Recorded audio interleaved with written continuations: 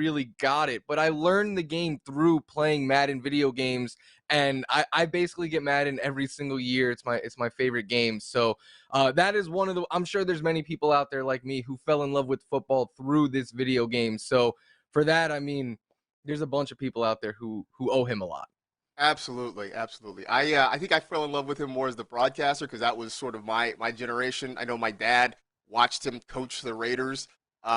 So it was absolutely amazing. I mean, the things like the coach's clicker and just the random asides he would throw in. I remember once he said, during a Monday night game that if he wasn't a football coach, one of his dream jobs growing up as a kid was to be a money collector at a toll booth, which I thought was weird, hilarious, and it stuck with me all these years. But those are sort of the things you got with John Madden, and everybody that you have seen come after him has, I think, tried to take from his broadcast style in some way. I mean, we've got Buck and Aikman, we've got Nance and Romo, but at least for my childhood, Summerall and Madden always going to be a big part of that. So condolences to the Madden family, to his friends, to everyone who got a chance to know him and who had him touch their lives in some way. He is certainly going to be missed. All right, on to actual football things. Some news that broke just before we started recording this show. Adam Thielen reportedly underwent ankle surgery, and he is out for the rest of the season. So the Minnesota Vikings down one of their top two receivers. They do get some good news, though, in that Dalvin Cook has been activated off the reserve COVID-19 list. So they lose one star, they regain another. As we go into Week 17, Florio, I mean, obviously we know Justin Jefferson's going to get touches. We know Dalvin Cook is going to get touches. Elsewhere, I mean, is it KJ Osborne? Is there somebody else we should be looking at as a potential other option in this offense?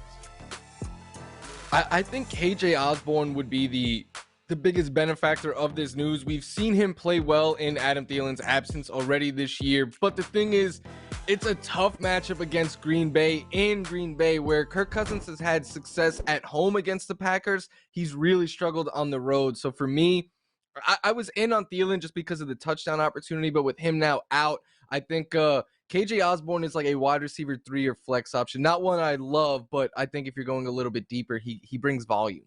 Which has sort of been the play with Osborne, but I do think this may be a week, especially if it's cold, like I expect it will be in Green Bay in late December, early January. They could lean very heavily on Dalvin Cook to run the football there. By the way, side note, I know that we came into the season talking about Adam Thielen and touchdown regression, and I know all the folks who didn't believe in that like to rub it in the rest of our faces every time he got in the end zone. Does this mean, do we not make the same mistake again next year? Do we just believe that as long as Adam Thielen walks the earth, he's just going to score touchdowns? I raised my hand prematurely. I thought you were going to talk about the people who were banking on touchdown regression, because that's been me for the last 2 years now. I'm still going to continue to do it at some point, right? He can't catch double-digit touchdowns. Basically, he can't catch a touchdown every single game he plays, which is what it feels like he does. No, I mean, I think you're right. Like, at some point, the regression is coming. It's sort of like predicting the end of the world. Like, you do it long enough, eventually you're going to be right. And I think the same thing is going to be with Adam Thielen, touchdown regression. So that means we're going to have this same debate again next summer. That's going to be fun. In San Francisco, Jimmy Garoppolo reportedly suffered a right thumb injury, has a fracture, has some ligament damage in that thumb, and now his status for Week 17 is in doubt. So that means my friendly text message with some of my friends growing up who are North 49er fans, it started to buzz a little bit in the last couple of days because we could see Trey Lance at the start in a big game for the 49ers with playoff implications against the Houston Texans. If Trey Lance is starting, would you think about putting him in a lineup? Maybe not a seasonal lineup, but maybe a DFS lineup anywhere. I would even consider using him in a seasonal lineup. Right now, Marcus, I have him ranked on the week as the QB 12, and wow.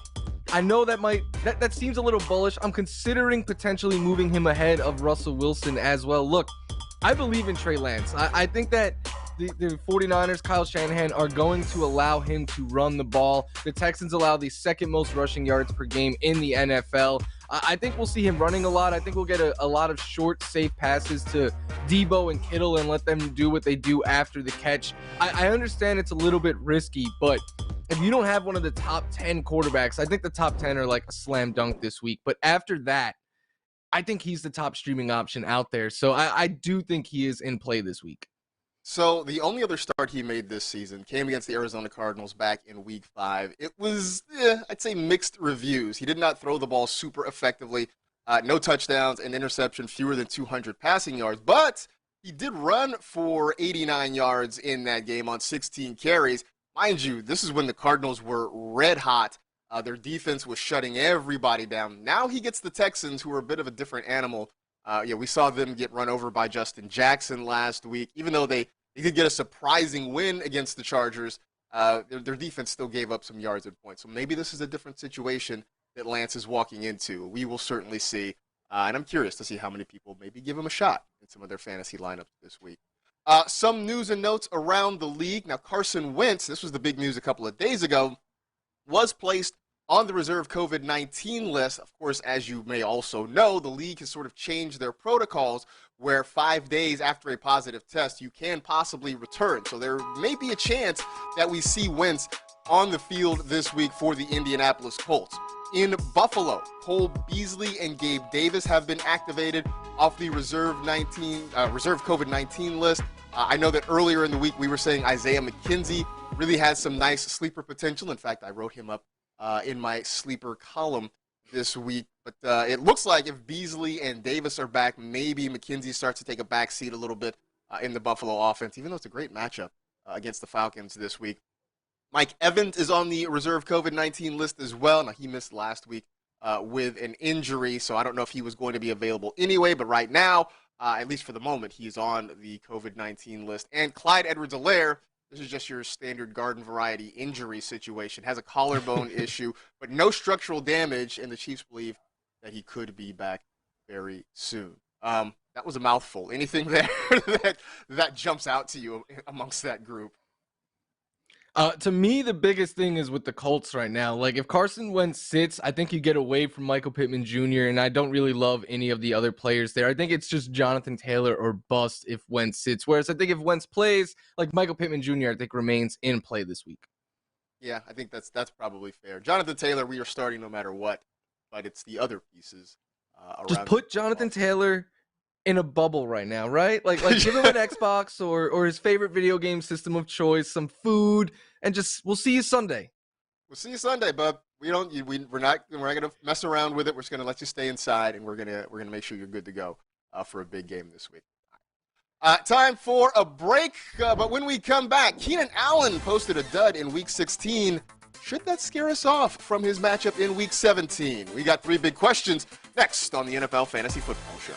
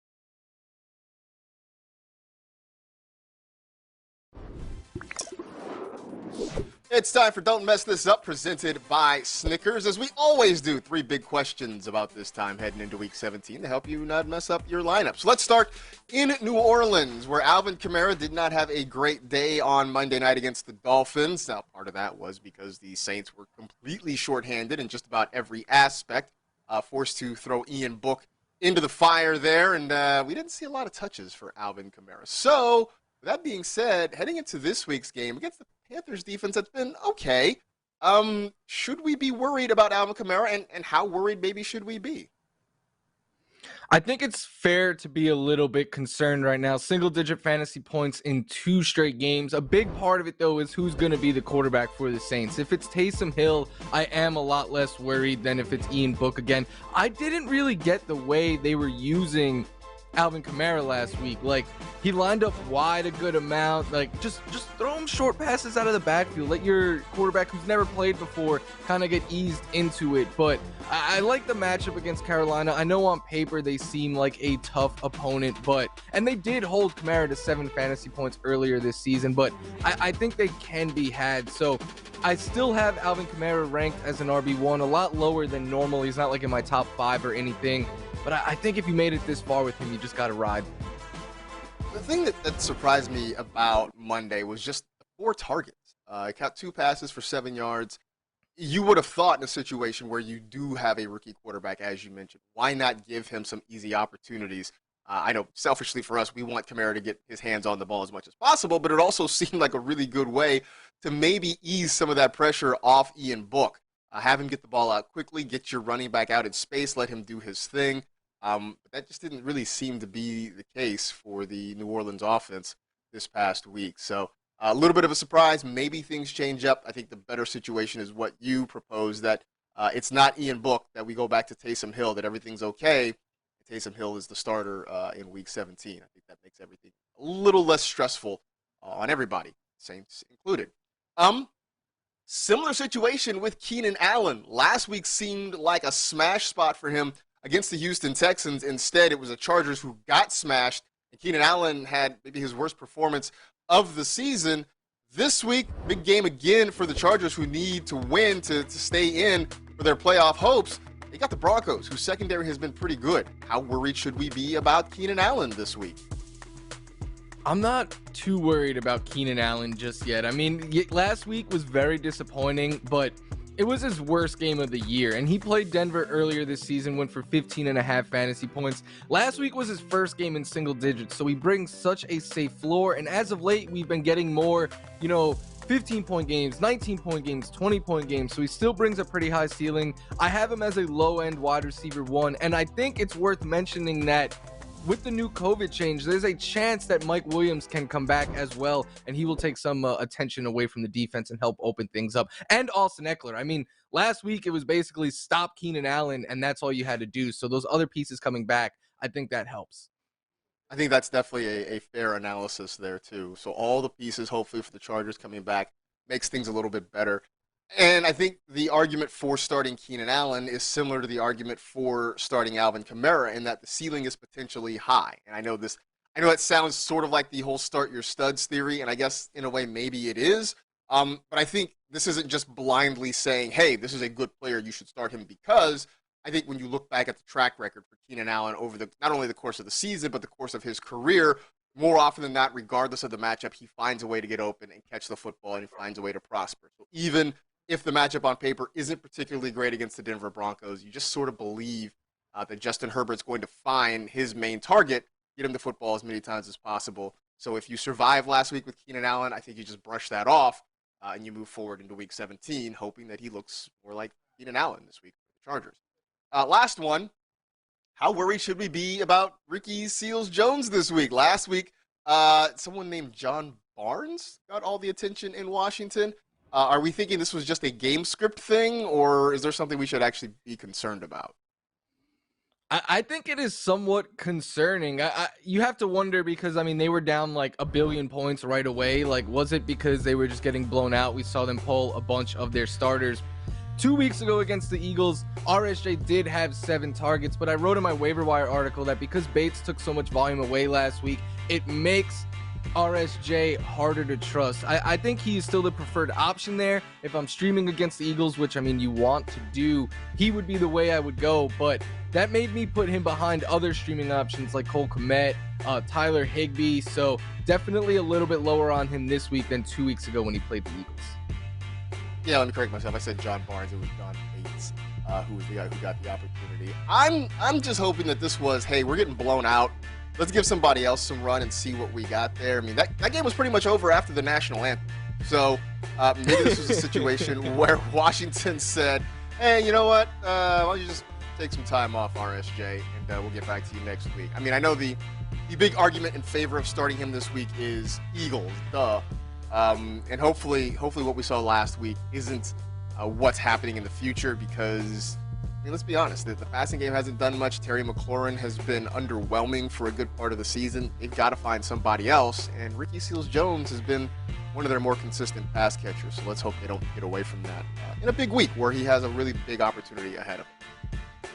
Okay, that gets us to the start of our game previews for the week. Normally we start off with the TNF game, but there is no TNF this week. No more Thursday night football for the remainder of the season. No Saturday games either this week, so everything starts on Sunday. So we'll start with, at least what's on paper, the biggest game of the week. Should be the best game of the week. You've got the Chiefs, who are right now having their eyes on the number 1 seed in the AFC against the Bengals, who just finished a demolition of the Ravens and right now sit alone atop the AFC North. Should be a lot of fun to watch between Mahomes and Joe Burrow. For fantasy, though, what do you have your eye on this week? Yeah, this is going to be a great fantasy game. It should win a lot of people championships. I think to start the quarterbacks, the top receivers here, Travis Kelce, obviously, and Joe Mixon. I want to focus, though, on the running game for the Chiefs. I think Darrell Williams, if CH sits, is a must-start option this week. Look, we've seen him thrive when CH has missed time. He gets the bulk of the carries. He gets all the passing work. He gets used more in the passing game than Clyde Edwards-Helaire, even when they're both healthy. And then we see them split goal line work as well. We haven't seen what CH without Darrell Williams will look like, but we've seen Darrell Williams without Clyde Edwards-Helaire, and what he looks like is an RB1. I have him ranked as such this week, and I think if you have both of these backs, you're just hoping CH sits, because we know Darrell Williams can be trusted if it's just him. So I have these two in my league of record, Marcus. I'm really hoping CH sits because I want to start Darrell Williams. I mean, it really is. All we want is clarity, and we want a guy we know can get a lot of touches. And if there is no Clyde Edwards-Helaire, then that guy is easily Darrell Williams in a game that has potential to be kind of a score fest this week. Kind of looking forward to that. Maybe the next best game on the schedule, at least in terms of the two teams' records, would be the Cardinals at the Cowboys. And I know Arizona kind of slumping right now and fading down the stretch a little bit. The Cowboys seem to be getting hot at the right time after blowing out Washington this past week.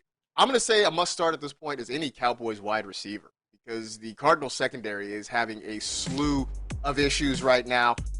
So that means feeling good about CeeDee Lamb. We're feeling really good about Amari Cooper. We're even feeling good about Michael Gallup. Yes, Hytham, Michael Gallup had a decent game last week. I know you were giving me a hard time for being a stan for this guy for the last couple of years. I know why. That's why. I'm still waving the flag for him. But this is a really good matchup for these wideouts. That getting right, it seems, at the right time to help you. So I would definitely start all of the Cowboys pass catchers. Certainly their wide receivers. And I guess you could throw Dalton Schultz into that mix as well, because he may get some targets too against the Arizona Cardinals this week. Rams at the Ravens. The Rams playing some really good football. We saw them get a couple of big wins recently, and now they're on top of the NFC West. Meanwhile, the Ravens sort of licking their wounds after getting blown out by the Bengals this past week and really struggling defensively. That, I think, makes the Rams a pretty good start. Anybody in particular you folks should key in on? Yeah, there's a lot of Rams that I like this week, but one I like a lot is Tyler Higby. He returned last week after missing a couple of games on the COVID list. He caught 5 of his 6 targets for 41 yards. It was nine or more fantasy points in 2 straight games, and now 4 of his last 5. That is a safe floor, which is a lot more than we could say about most other tight ends. Plus, he gets the Ravens now, who are in the top 5 in fantasy points allowed to tight ends, and they've just struggled against the position all year. Now you add in all the injuries they have in that secondary. I think Tyler Higby, along with the Rams receivers, are all in play this week. I think it's a situation similar to what I mentioned with the Cowboys, where the matchup is really good. You can stream all the pass catchers, and I do like Tyler Higby as a nice streaming option at tight end this week. So there you go. If you need some help there, I think that's a good spot for you to go and fill in your tight end spot. All right, let's take a little breather for just a bit. But come back. Are we frightened of starting Scary Terry this week? Game previews continue on the NFL Fantasy Football Show.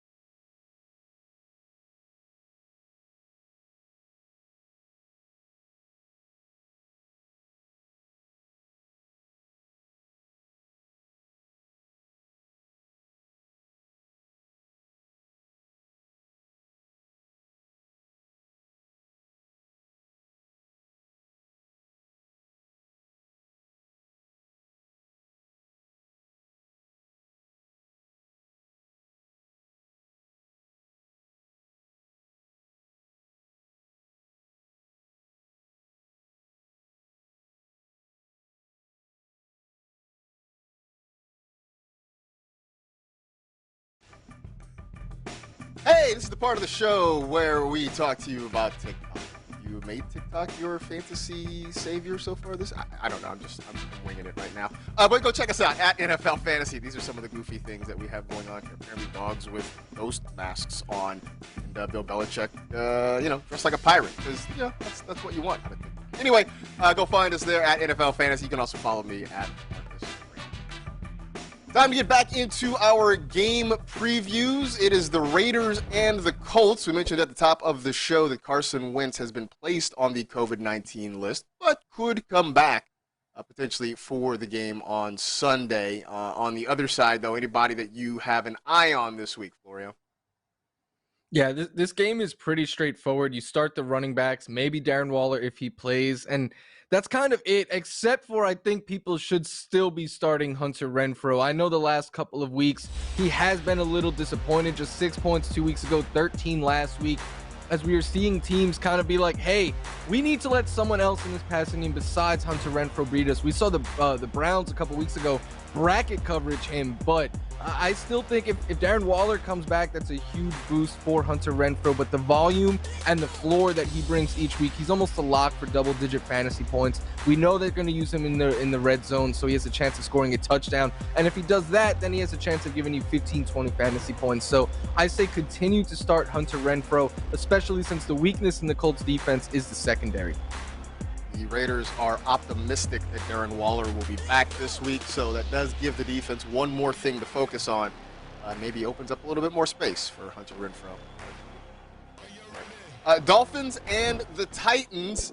as we're recording this, I know our own producer Justin is on an airplane, so he's not hearing anything I'm going to have to say about this one. But this should make him happy. I'm going to say to avoid any Dolphins running backs. I mean, partially because the Titans defense has been really good against the run for much of the season. We've really been picking on them through the air when we have in fantasy. The other part of it is I don't know which Dolphins running back you want anymore. You see on the screen there, no Miami running backs played more than 35% of the snaps in Week 16. We got a much heavier dose of Phillip Lindsay than I would have imagined against the Saints. Myles Gaskin, Duke Johnson weren't out there as often as I had anticipated. So now we go into this week against a good run defense with a running back situation that is a complete mess. I want no part of it. If you can avoid starting any or all of these running backs, I absolutely would do it because this just seems like a bad situation. From that, to a matchup with a lot of good running backs in it. It's the Broncos and the Chargers. Any of these running backs in particular catch your eye this week? Yeah, I think people should still be starting the Broncos running backs this week. Look, I know Melvin Gordon gave you less than a full point last week, and I know Javonte Williams, outside of scoring the touchdown, didn't do a whole lot, but this is a really good matchup for them. I don't love Drew Lock starting because he won't throw to the backs nearly as much as Teddy, but the Chargers' weakness is against the run. We just saw Rex Burkhead. Rex Burkhead ran all over them. So I think Melvin Gordon and Javonte Williams will still be able to. I have them both ranked as RB2s this week. I know last week was a little disappointing, but I think you continue to ride these two. Absolutely. The Charger run defense has been vulnerable all year long, and we love the Broncos running backs. Getting much closer, I think. I don't know what's going to happen in free agency, but I suspect Melvin Gordon won't be back in Denver. So we're getting that much closer to Javonte Williams potentially being a workhorse. I'm getting all excited about what could happen next year. All right. Eagles and the football team. The Eagles coming off a win, the football team coming off of a really awful loss. About the only fight we saw from them was on the sidelines. Yikes. I will say this. I would say I'm going to go out on the limb. I'm going to say just to sit Terry McLaurin. I was like, do I go sort of conservative and say beware of Terry McLaurin? But no, I'm going to say you just go and you sit Terry McLaurin. I mean, the last 4 games, you see the stat, 8 catches, 113 yards. That's in 4 games combined with no touchdowns. These are the sort of numbers we were expecting from him on some of his better days this year. It hasn't been there, and it hasn't mattered who the quarterback is. I mean, Taylor Heineke was back this past week. It just hasn't mattered. And the Eagles secondary has been one of their better spots so far this year. So this is a situation where I'm just really, really worried about Terry McLaurin. I know we haven't talked about this a lot, Floria, but, quietly, he's been one of the bigger disappointments across fantasy football this year. Yeah, he has been. And I don't think it's a Terry McLaurin issue. I think he is a very talented receiver. I think it's the rest of the offense. But at some point, I do agree. We got to just be like, hey, it's not working out for Terry. We got to sit this guy. He is basically single digits most weeks with like a 20-point game sprinkled in at this point. I wouldn't want to be starting him this week. Oh, I mean, he's right now a 3rd or 4th wide receiver at best, I think, on a lot of fantasy rosters with the production he's been giving. By the way, you want more starts and sits? There's one more edition of the Stardom Situm Show. It's going to be Michael F. Florio hosting it alongside Adam Rank. I don't know. You guys are going to be at home. Will there be money guns? Are there going to be money guns this week? I have no idea. Oh, there will be money guns. I shot it all over my living room the other day. Had to clean it up after before Callie ate it. But there will still be money guns. Sweet. So there will be more money guns. You can check that out streaming at 4 p.m. Eastern in the NFL Fantasy app, the NFL app, NFL.com, or YouTube. And in case you missed it streaming live, you can always check it out on Kyle Pitts has been hot lately. Can he keep it going against the Bills on Sunday? Debate that and more next on the NFL Fantasy Football Show.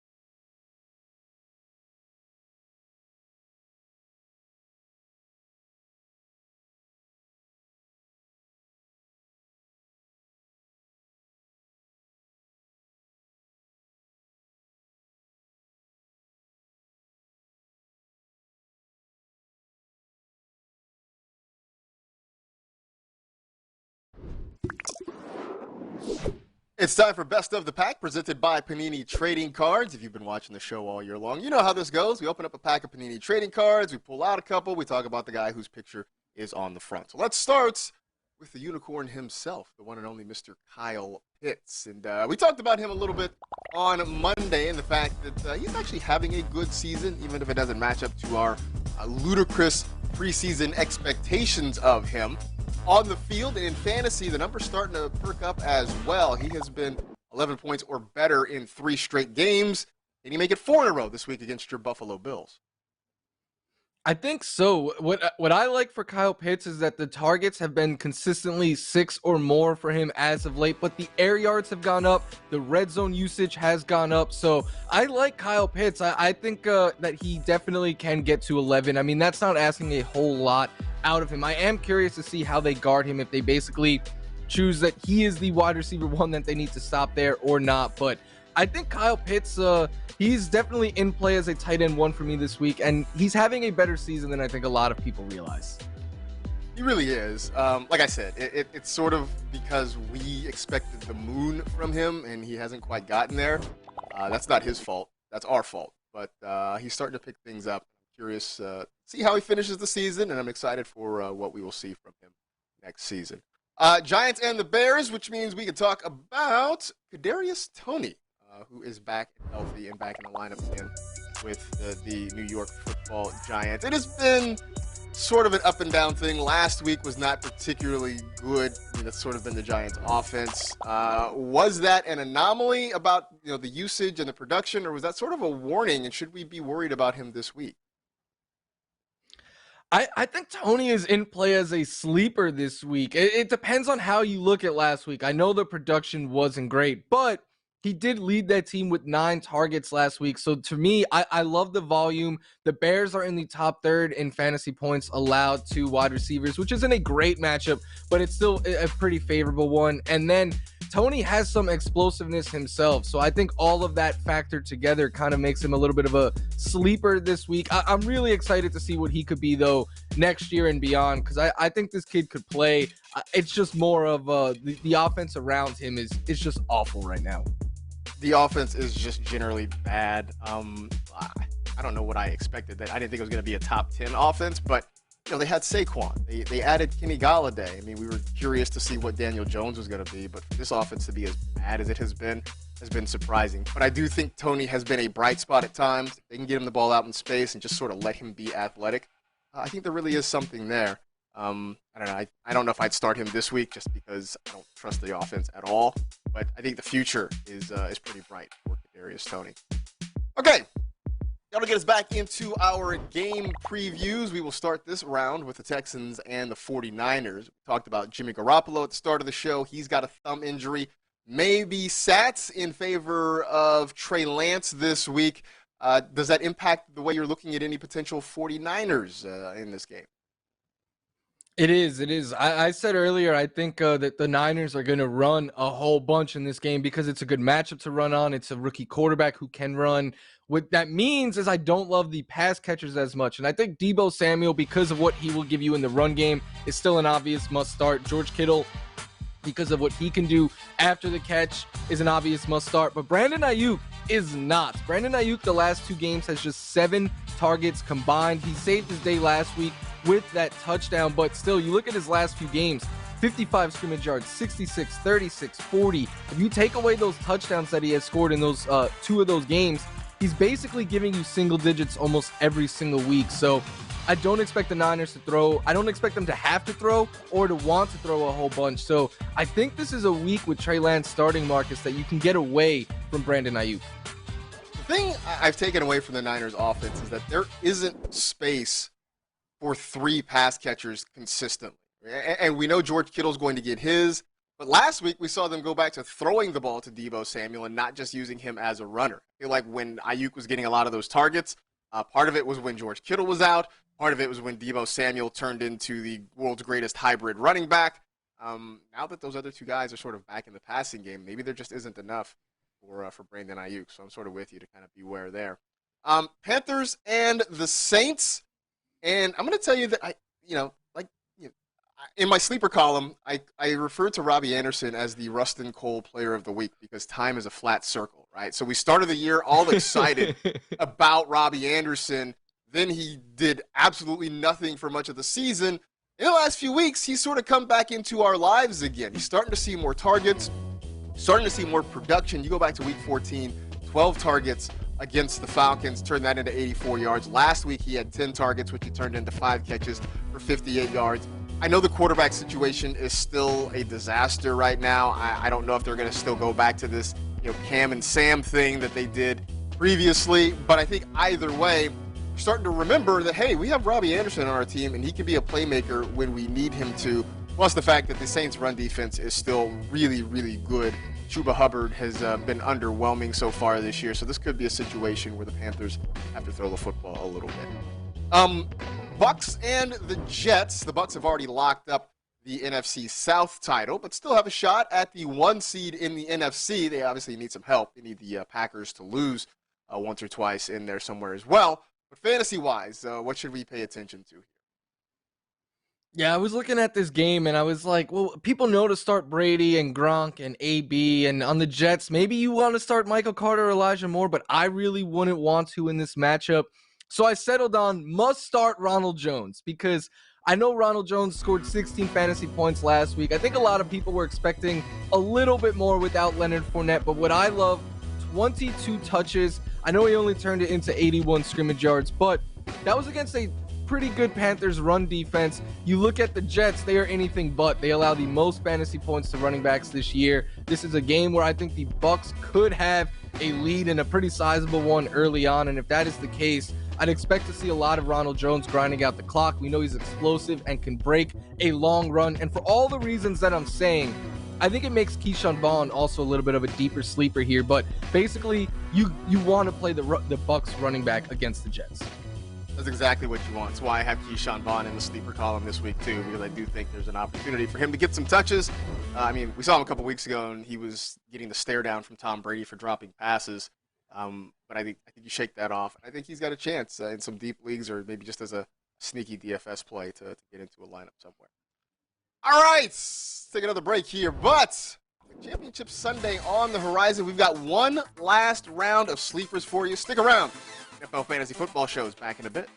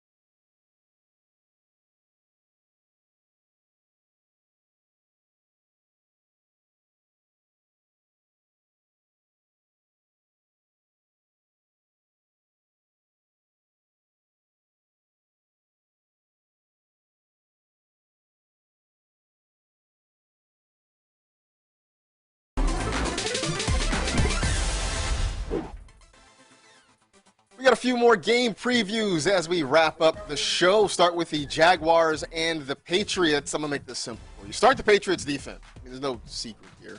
I could go into some long analysis about why, but look, Pats D has been good. The Jaguars offense, not so much. You can make this one easy. Sometimes fantasy football is a simple game. Sometimes the matchups are right there in front of you. This is one where the matchups are there in front of you, especially with James Robinson, unfortunately done for the year with an Achilles injury. That takes away maybe the biggest and best weapon that Jacksonville had. So this is an start at this point. Lions and the Seahawks. This game does not seem super exciting, but we'll find a way to spice it up. What should folks do for fantasy here? Must start Amon-Ra St. Brown. And Marcus, Yeah. I know I liked the Sun God coming into the year. I don't know if anyone liked him more than you do, so kudos to you, but he has just been awesome the last month. At least 11 targets in all 4 games, at least 15 fantasy points in all 4 games, with 23 or more in 3 of them. He did it last week without Jared Goff. Like, people were scared. I was a little bit worried about him. He had a season-high 110 yards last week. He scored a touchdown. He's still got all that volume. They're using him more in the red zone. What more could you ask for? I know he's a Lion, and maybe that scares some people off. He's not a huge name, but he's huge production right now, and it's not a tough matchup at all. I think he's a must-start play right now. I agree. No, I mean, I think the way they've been using him in the offense, it's what I anticipated all year long.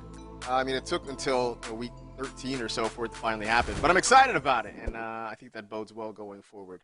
Let's move on to Sunday Night Football, to the Vikings and the Packers. We talked at the beginning of the show, Adam Thielen is gone for the year, but Dalvin Cook is back off the COVID-19 list, so 1 star out, 1 star back in. I will say, though, on the other side of the ball, to start Allen Lazard, I got him as a sleeper this week.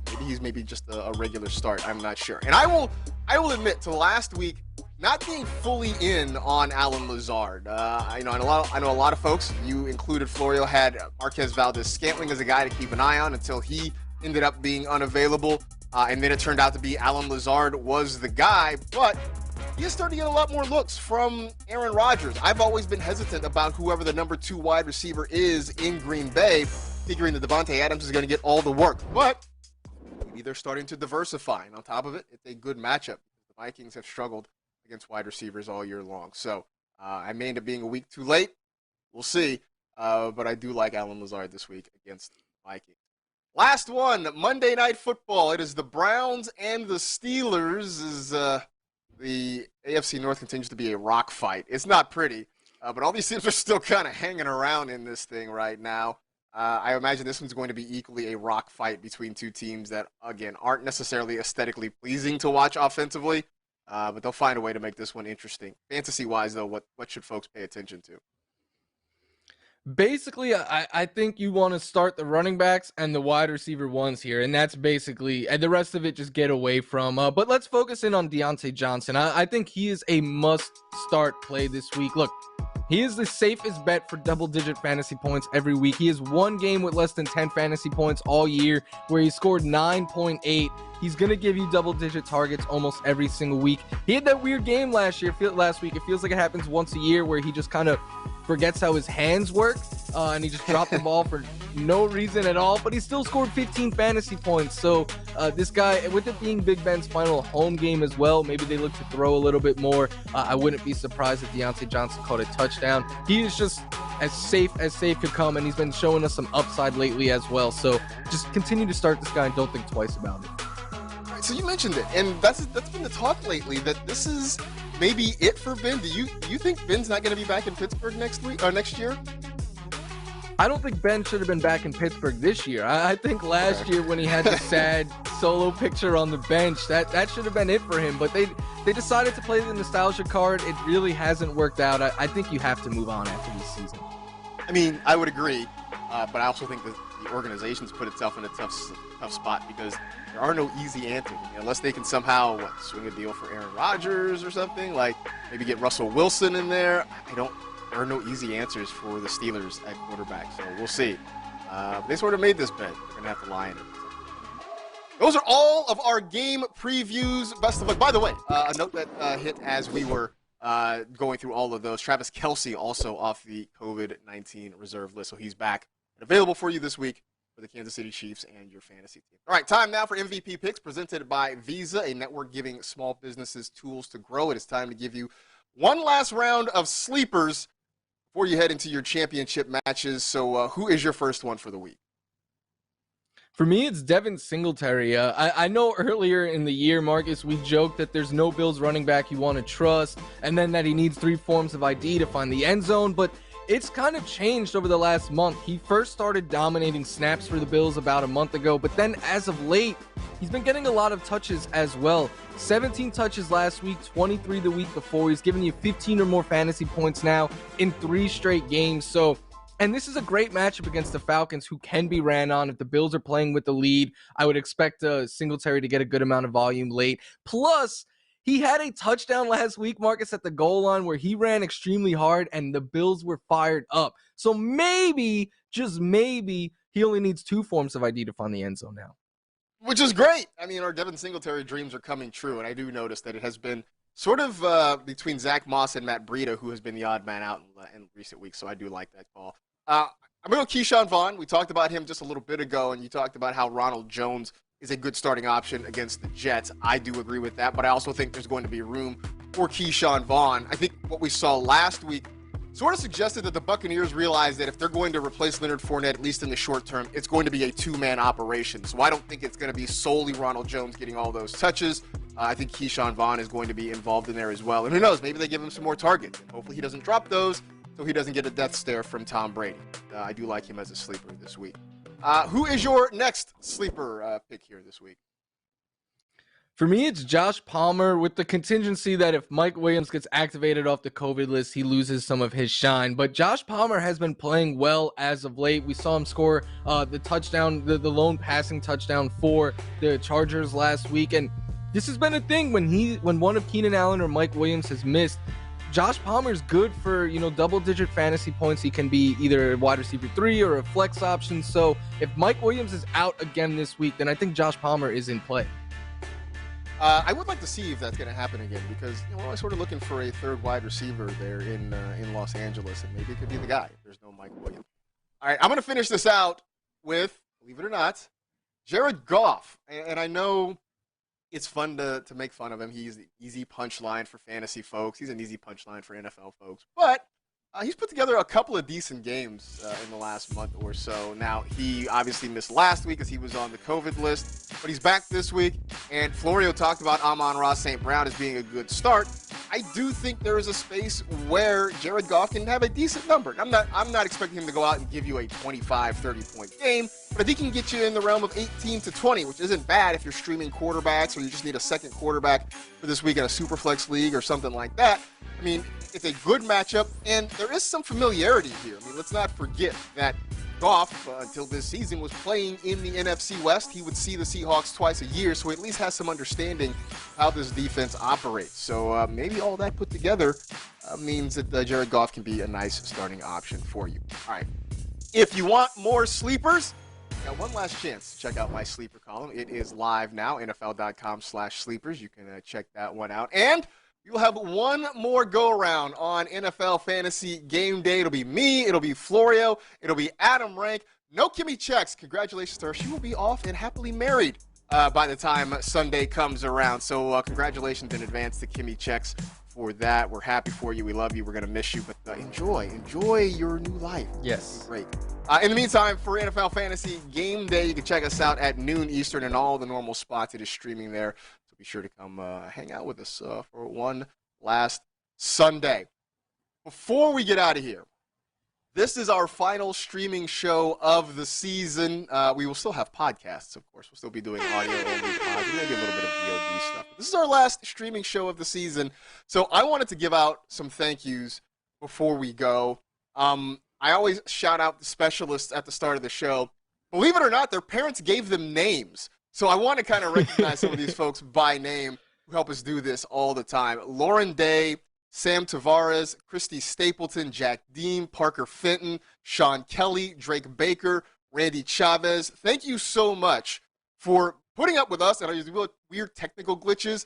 Pull behind the curtain. we had some major technical meltdowns this morning before we were able to get this show up and running, and I'm so grateful for you guys putting up with it, dealing with it, doing it with professionalism and humor all year long, whether it's us needing to move times for a show, whether we're at home, whether we're in studio. You guys have been amazing over the last couple of years. I would hope that someday we get to a spot where I get to actually see your whole faces and not just half of your faces behind a mask. That would be absolutely wonderful, but we're so grateful and thankful for all the work you have put in, not just this year, but last year as well. Shout out to Justin Graver, producer Justin, who, as I mentioned, is on a plane right now as we are recording this. Dude, you stepped in the midst of the season and immediately were firing heaters to keep this show running. It was seamless. I'm so grateful for the work that you have done on this one. We certainly appreciate everything and look forward to continuing to work with you on beyond just this streaming show.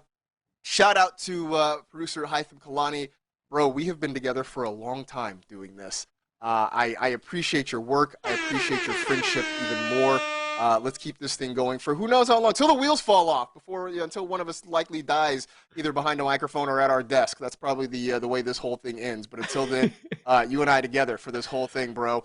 Shout out to Jason Kleinman and to Rick Savage, who are sort of the head coach and general manager of this whole operation, who've put this thing together, who put this group together, and allow us leeway to maybe be a little bit silly sometimes and, maybe do some things that, I don't know, we otherwise not be able to do because of who signs our paychecks on a regular basis. So thankful for you for that.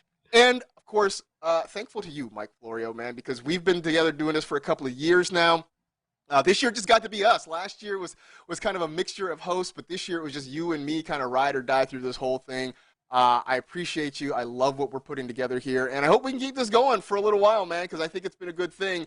I'd like to see this thing build and grow a little bit if we can. Yeah, you're going to make me get all emotional on the podcast, Marcus. Thank you. I just want to echo your sentiments. Thank you to you and to, to Hytham and Justin and the specialists. Those are my people, man. They make it fun to be on the show, fun to come into work. And I know I'm kind of the new guy on this podcast, and all of you guys have done everything you could to make me feel very welcomed and all of that. So I look forward to work every day, and it's because of the great people that we get to work with. So just super thankful to everyone who helps put this show together. Absolutely. And finally, a big thank you to all of you out there who watch our streaming show, who listen to this podcast, who interact with us, who connect with us via social media or any other way that you can. We're always grateful for you. I always say this. If it weren't for you, we'd just be talking to ourselves. And, Subway's not going to give us money for that. So we're certainly thankful for all of you, for all of your support. We wish you, nothing but health and happiness in the new year. And we wish you best of luck if you are in your championship. Congratulations in advance to those of you who win. Condolences in advance for those of you who do not. In the meantime, for us, that is it. We are done. We appreciate you hanging out with the NFL Fantasy Football Show presented by Subway. You know the drill. Tell two friends to tell two friends. Rate, review, and remember, if the sky's the limit, then outer space travelers are habitual line steppers. Be safe. Take care of yourselves. Get vaccinated. Best of luck in championship week, and we will see you in 2022.